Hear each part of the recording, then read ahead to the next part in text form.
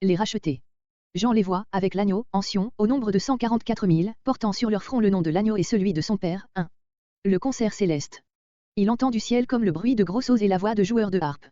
Il chante un cantique nouveau que les rachetés seuls peuvent apprendre. 2, 3. Caractère des rachetés. Ils sont purs, fidèles jusqu'à la mort, des prémices consacrées à Dieu et au Sauveur, ils ne mentent pas et n'ont aucun défaut. 4, 5.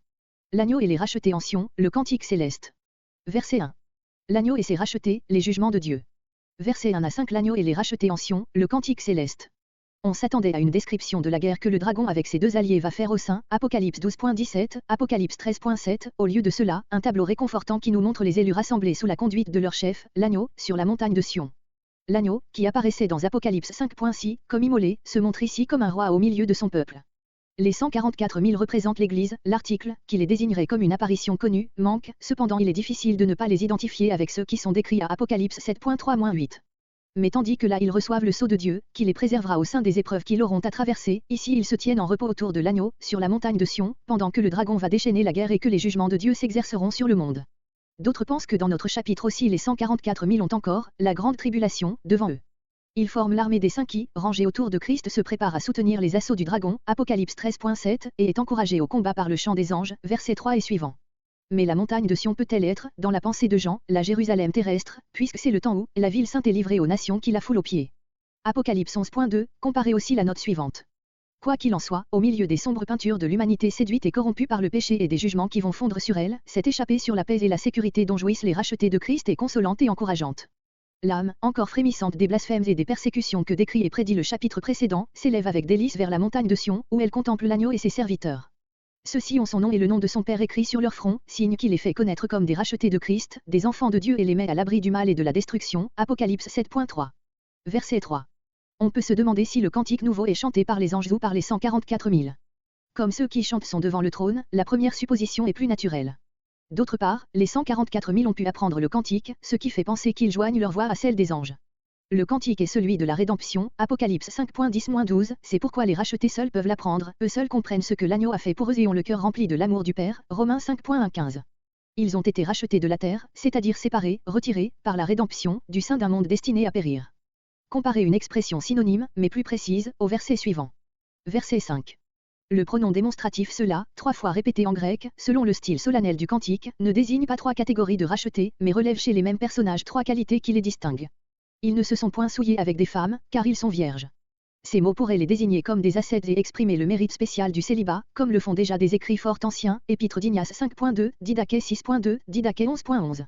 Dans le Nouveau Testament lui-même, des enseignements de Jésus, Matthieu 19.12, et de Paul, 1 Corinthiens 7, placent le célibat au-dessus du mariage, dans certaines circonstances du moins. Cependant il est inadmissible que l'auteur ait le mariage en vue quand il écrit « Ils ne se sont point souillés avec des femmes », ni qu'il ait présenté le célibat comme un devoir pour tous et une condition à remplir par tous les rachetés. On est donc conduit à prendre ces mots au figuré, ils n'ont pas commis la fornication spirituelle qui consiste à prendre part au culte des idoles, Apocalypse 14.8, 1 Corinthiens 10.6-14, 2 Corinthiens 11.2, ou plutôt encore à les entendre de l'impureté en général, dans le mariage comme hors du mariage. Les élus avaient su se préserver de ce vice capital du paganisme. Ils suivent l'agneau où qu'il aille.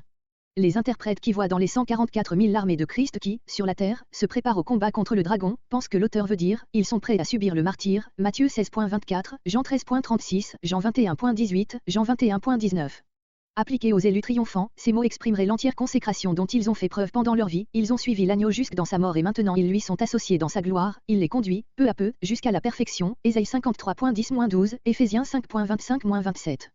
Le point de départ et la cause première de leur pureté, de leur consécration à Christ, de leur glorification avec lui, c'est la rédemption dont ils ont été l'objet, ceux-là ont été rachetés d'entre les hommes, grecs, prémices à Dieu et à l'agneau. Ces derniers mots ne les désignent pas comme une classe à part, une élite parmi les rachetés, ils expriment l'idée que, par leur rédemption, ils ont été consacrés à Dieu et sont devenus sa propriété, comparez Jacques 1.18. Enfin, l'auteur caractérise leur sanctification parfaite en leur appliquant, verset 5. Une parole que le prophète, Ésaïe 53.9, avait dite de leur Sauveur lui-même, il ne s'est pas trouvé de mensonge dans leur bouche, comparez Sophonie 3.13, Psaume 32.2, Jean 8.44. Une épithète, sans défaut, qui est attribuée à l'agneau dans une Pierre 1.19, Hébreux 9.14. Verset 6. L'évangile éternel. Jean voit un ange traverser le ciel, porteur d'un évangile éternel destiné à toutes les nations. Il annonce le jugement et invite les hommes à adorer le Créateur, 6, 7. Chute de Babylone. Un second ange proclame la chute de la grande ville qui a entraîné les nations à l'idolâtrie, émoticône n'en croyant pas ses yeux, châtiment des adorateurs de la bête. Un troisième ange déclare que ceux qui adorent la bête et reçoivent sa marque seront tourmentés sans trêve sous les yeux des anges et de l'agneau, septembre 2011. Exhortation. C'est le moment pour les saints de montrer leur patience et leur foi en Jésus. Une voix du ciel ordonne à Jean d'écrire le bonheur de ceux qui meurent dans le Seigneur. L'Esprit déclare qu'ils obtiennent le repos et la récompense de leurs travaux, 12, 13. Versets 6 à 13. Trois anges messagers du jugement. Verset 7. Un autre ange, par opposition à ceux qui chantaient dans le ciel, versets 2 et 3. Il volait par le milieu du ciel, comme l'aigle de Apocalypse 8.13, parce que son message est destiné à tous ceux qui habitent sur la terre. Le message est appelé un évangile éternel. Ce mot, sans article, ne saurait s'entendre de l'évangile en général, de la bonne nouvelle du salut qui doit être annoncée à tous les peuples avant que vienne la fin, Matthieu 24.14. Encore moins l'auteur se représente-t-il l'ange tenant à la main un livre où seraient contenus les écrits du Nouveau Testament. Ce qu'il qualifie d'évangile éternel, c'est l'annonce de la fin imminente, du jugement dont l'heure est venue, verset 7, de l'entier accomplissement des desseins de Dieu. Cette annonce, il peut la considérer comme une bonne nouvelle, comparée Apocalypse 10.7, parce que l'heure du jugement sera pour les élus l'heure de la délivrance, Apocalypse 6.10, et parce que ce message de jugement est accompagné d'un suprême appel à la conversion, adressé à tous les hommes et qui les invite à donner gloire à Dieu. Cet évangile est éternel, parce que le fait annoncé est irrévocable et prolongera ses conséquences dans l'éternité. Verset 8. Un second ange annonce la chute de Babylone la Grande. Cette épithète, empruntée à Daniel 4.30 est constamment accolée au nom de Babylone, Apocalypse 17.5, etc. Babylone, c'est Rome, Apocalypse 17.9, note, comparé 1 Pierre 5.13, première note. Sa chute est célébrée par anticipation, dans des termes pris dans Ésaïe 21.9, elle sera décrite dans les visions de Apocalypse 17 et Apocalypse 18. Dans l'énoncé du crime de Babylone, deux images sont entremêlées, Babylone, assimilée à une courtisane, a abreuvé et enivré toutes les nations du vin de sa fornication, c'est-à-dire les a entraînées dans l'idolâtrie, comparé Jérémie 51.7 et tous les passages où le culte des faux dieux est appelé adultère et fornication. Le vin dont elle les abreuve est appelé vin de la fureur. Plusieurs interprètes pensent que le mot fureur se rapporte à la colère divine que Babylone attire sur les nations, comparé Jérémie 25.15. Mais comment ce vin enivrerait-il les nations? Ce mot exprime plutôt l'ardeur de la passion impure. La fureur de la fornication de Babylone forme antithèse avec la fureur de Dieu, dont il sera parlé au verset 10. Verset 10. Après la chute de Babylone, le châtiment de ses adorateurs. Pour les images du verset 9, comparez Apocalypse 13.4, Apocalypse 13.14-16, note. Boire du vin de la fureur de Dieu, c'est encourir ses plus terribles jugements, Jérémie 25.15, Ésaïe 51.17, Psaume 75.9. Ces jugements, nul des coupables ne pourra les éviter, c'est ce qu'indique l'emploi du singulier, si quelqu'un adore, lui aussi, comme Babylone, boira. Ce vin est versé pur, grec préparé, littéralement mêlé, sans mélange, contrairement à l'usage des anciens de boire le vin coupé d'eau, le jugement ne sera tempéré d'aucune miséricorde. L'auteur revient au pluriel, à, etc., codex sinaiticus, cuon le singulier, pour décrire les tortures communes à tous les réprouvés, ils seront tourmentés dans le feu et le soufre, comparé Apocalypse 19.20, et cela, en présence des saints anges et en présence de l'agneau, qui leur apparaîtront dans la gloire et dont la vue augmentera leurs regrets et leurs souffrances, Luc 16.23 et suivant. Verset 11. La fumée est produite par le feu et le soufre où ils sont tourmentés, verset 10. Pour cette image de la fumée qui s'élève éternellement, comparez Ésaïe 34.10. Leur supplice est sans fin et ne leur laisse jamais de repos, Matthieu 11.28. Les quatre êtres vivants de même ne cessent jour et nuit de louer Dieu, Apocalypse 4.8. L'auteur rappelle encore la cause de leur condamnation, ils adorent la bête, etc. Ces paroles répétées à la fin de ce morceau, étaient un solennel avertissement aux chrétiens qui auraient été tentés de fléchir dans les persécutions imminentes, versets entre 12 et 13. En présence des redoutables perspectives qu'ouvrait la description précédente, Jean exhorte les saints à la patience, à la persévérance, comparé Apocalypse 13.10. Celle-ci leur sera rendue plus aisée par la certitude que le jugement va intervenir. Les saints sont caractérisés comme ceux qui gardant les commandements de Dieu, Apocalypse 12.17, et la foi en Jésus, c'est ainsi qu'il convient de traduire, plutôt que, la foi de Jésus. Verset 13. Une voix du ciel, peut-être celle de Christ, Apocalypse 10.4, ordonne à Jean d'écrire spécialement l'importante déclaration qui va suivre. Mourir dans le Seigneur, ce n'est pas exclusivement subir le martyre, c'est, d'une manière générale, mourir dans la foi en Jésus, Apocalypse 14.12, 1 Thessaloniciens 4.16, 1 Corinthiens 15.20. Dès maintenant ne se rapporte pas à ceux qui meurent, mais à heureux. Ils sont heureux dès maintenant, non seulement parce que, au jour du jugement, la récompense leur sera décernée, Apocalypse 11.18, mais dès l'instant de leur mort ils seront et demeureront avec leur Sauveur en qui ils seront morts, Luc 23.43, Philippiens 1.23.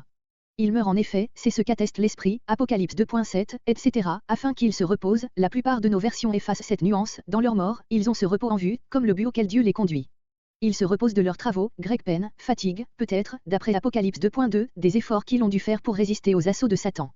Leur repos contraste avec la condition des réprouvés, qui ne trouvent de repos ni jour ni nuit, verset 11.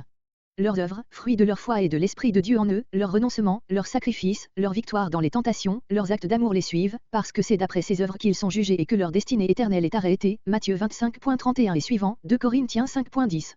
Verset 14. La moisson. Jean voit une nuée blanche et quelqu'un assis dessus, portant une couronne d'or et une faux en sa main. Un ange l'invite à faire passer la faux sur la terre et à moissonner, et la terre fut moissonnée. 14 à 16. La vendange. Un ange sort du temple, tenant une serpette, un autre ange sort de l'autel et lui crie de mettre la serpette aux grappes de la vigne, car les raisins sont mûrs. La vendange est jetée dans la cuve de la colère de Dieu, foulée hors de la ville, et il en coule du sang qui monte jusqu'au frein des chevaux. 17 à 20. Versets 14 à 20. La moisson et la vendange. Avant la grande scène du jugement, le voyant contemple deux actes symboliques qui préfigurent ce jugement sous la double image de la moisson, versets 14 à 16, et de la vendange, versets 17 à 20. Cette désignation, quelqu'un qui ressemblait à un fils d'homme, ne saurait s'appliquer qu'au Messie, Daniel 7.13, Apocalypse 1.7. C'est le Seigneur lui-même portant la couronne d'or, emblème de la victoire, Apocalypse 4.4. Des interprètes contestent que ce personnage soit le Christ, parce qu'il reçoit un ordre d'un ange, verset 15, et parce que l'action parallèle, verset 17 et suivant, est accomplie par un autre ange. Nous aurions donc ici un ange égarement. Mais l'allusion évidente à Daniel 7.13 ne permet pas de douter que l'auteur ne pensa au Fils de l'homme. Verset 15. Un autre ange, non pour le distinguer du Messie, verset 14, mais des trois anges des versets 6, 8 et 9, qui annonçaient le jugement. Cet ange donne le signal de l'acte qui va symboliser le jugement. Il sort du temple, Apocalypse 11.19, d'auprès de Dieu, dont il publie l'ordre. Verset 16. Grec, envoie ta faux, jeta la faux, expression imitée de l'hébreu et qui signifie simplement mettre la faux à la moisson, ou commencer à moissonner. La vendange, verset 18, représente évidemment le châtiment des méchants. En est-il de même de la moisson, comme la plupart des interprètes le concluent de Joël 3.13, d'où cette double image est tirée? Ou bien la moisson est-elle le moment où le bon grain sera rassemblé par la main du Sauveur et de ses anges, selon d'autres passages de l'Écriture, par exemple Matthieu 13.39. Il n'y a rien dans le texte qui décide absolument la question. Deux circonstances, toutefois, sembleraient indiquer qu'il s'agit ici des élus de Dieu recueillis par le Sauveur. D'abord, la nuée blanche, verset 14, resplendissante, qui paraîtrait sombre si elle annonçait les orages du jugement, puis, le fait que l'action est accomplie par le Seigneur lui-même et non par un ange, comme la suivante, Jean 14.3. Verset 17. Cet autel est celui des Ra'alakostes. Comparez Apocalypse 8.5, où l'ange prend du feu sur cet autel et le jette sur la terre, image des jugements de Dieu. L'ange qui a pouvoir sur le feu paraît être préposé à cet élément, comparez l'ange des eaux, Apocalypse 16.5, note, et les anges des quatre vents, Apocalypse 7.1. L'auteur se représente probablement cet ange comme ayant sa demeure dans l'autel des Ra'alakostes, puisqu'il nous dit qu'il en sortit. Verset 20. Apocalypse 19.15, Joël 3.13, Ésaïe 63.3. Chez les anciens, on foulait, en le piétinant, le raisin pour en extraire le jus, usage qui s'est conservé dans tout le midi de l'Europe. Cette action symbolise chez les prophètes les jugements de Dieu. Le jugement est exécuté hors de la ville, de la cité de Dieu, de Jérusalem. C'est une bataille qui fait couler le sang à flot, de la cuve il sortit du sang, en si prodigieuse quantité qu'il monte jusqu'au frein des chevaux. Par une substitution des images très naturelles, Genèse 49.11, Deutéronome 32.14, le jus rouge du raisin devient du sang. Celui-ci couvre un espace de 1600 stades, la longueur approximative de la Palestine, qui est probablement désignée ainsi comme le champ de bataille. D'autres voient dans 1600 un nombre symbolique, 40 multiplié par 40, or 40 est le chiffre de la durée des épreuves ou des châtiments infligés par Dieu, nombre 14.33 suivant, Ézéchiel 4.6, Ézéchiel 29.11 et suivant, Matthieu 4.1 et suivant. Ou, ce qui paraît préférable, car il s'agit ici, non de durée, mais d'espace, 1600 est composé de 4 fois 4 multiplié par 100. Or 4 est le nombre du monde, 100 indique la consommation du jugement exercé sur le monde. Ce chiffre de 1600 fait pendant au nombre 144 000, 12 fois 12 multiplié par 1000, qui représente la totalité des élus.